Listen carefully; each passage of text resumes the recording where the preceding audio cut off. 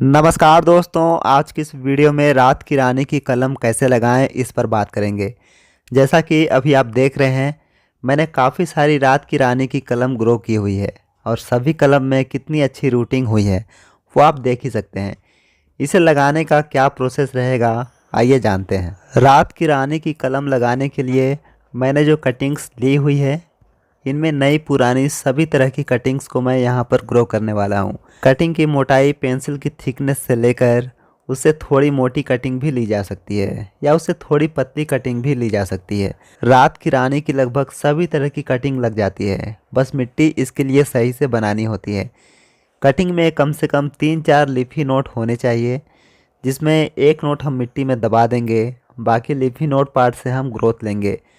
Cutting की सारी पत्तियां आप रिमूव कर लें और सिकेटर से कट करने के बाद धारदार ब्लेड या कटर से फिर से अच्छे से आप कट कर लें, क्योंकि इसका बार्क डैमेज नहीं होना चाहिए, नहीं तो वहाँ से गलन या डाइबैक स्टार्ट हो जाती है।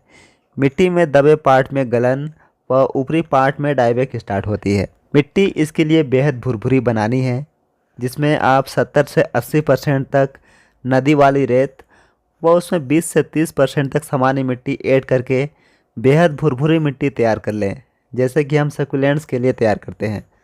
थोड़ी सी मिट्टी ऐड करने का रीज़न यह है कि रूटिंग के बाद थोड़ी बहुत न्यूट्रिशन भी पौधे को मिल सके, क्योंकि रेत में तो न्यूट्रिशन बिल्कुल भी होता नहीं है। ग्रो करने के लिए मैं यहाँ कम गहराई की छोटे साइज़ की टब यूज़ कर रहा हूँ और इसी में सारी कटिंग को लगाऊंगा।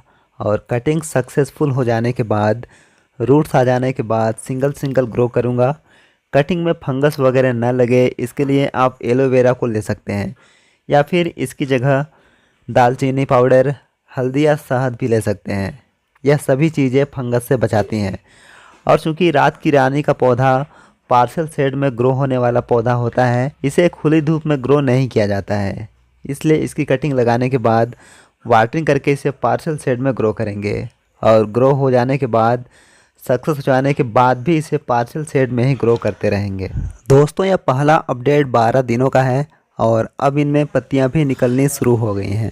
इसके बाद यह अगला अपडेट 60 दिनों का है और अब इनमें रूट्स भी बन चुकी होंगी, क्योंकि पहले भी मैंने इसकी कटिंग ग्रो की हुई है।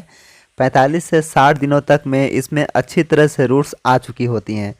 20 से 22 दिनों में ही रूट्स बनने स्टार्ट हो जाते हैं। दोस्तों, मैंने टब में 17 कटिंग्स लगाई थी, जिनमें से 2 कटिंग नहीं लग पाई, बाकी 15 कटिंग्स पूरी तरह से सक्सेस रही हैं।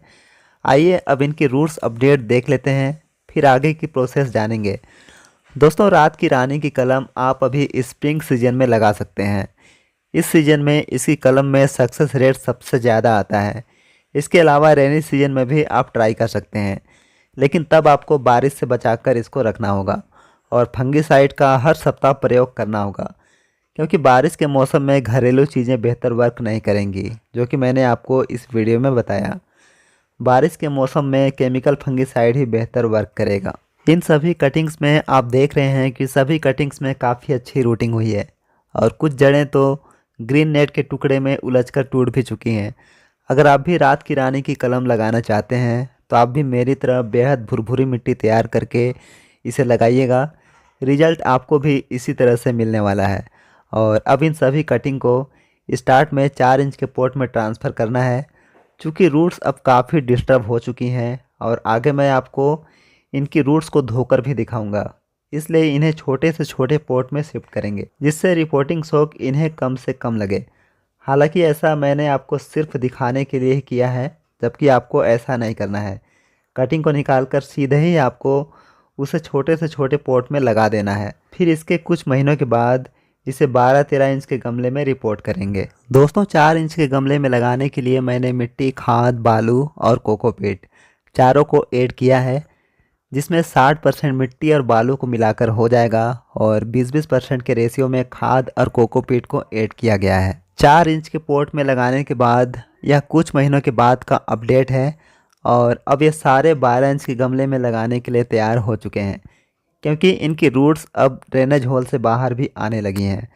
12 इंच के गमले में लगाने के लिए मैंने मिट्टी और रेत दोनों को मिलाकर 60%, गोबर की खाद 30% और 10% के रेशियो में कोकोपीट ऐड किया है, क्योंकि अब पॉट की साइज़ बड़ी है, इसलिए कोकोपीट ज़्यादा ऐड करने की ज़रूरत नहीं है। वहीं प्लांट अब काफ़ी बड़ा हो गया है, रूट्स की ग्रोथ काफ़ी हो चुकी है, इसलिए खाद को मैंने 20% की जगह इस बार 30% कर दिया है। वीडियो पसंद आया हो तो वीडियो को लाइक कीजिएगा। नेक्स्ट वीडियो तक के लिए आपका बहुत बहुत धन्यवाद। Thanks for watching.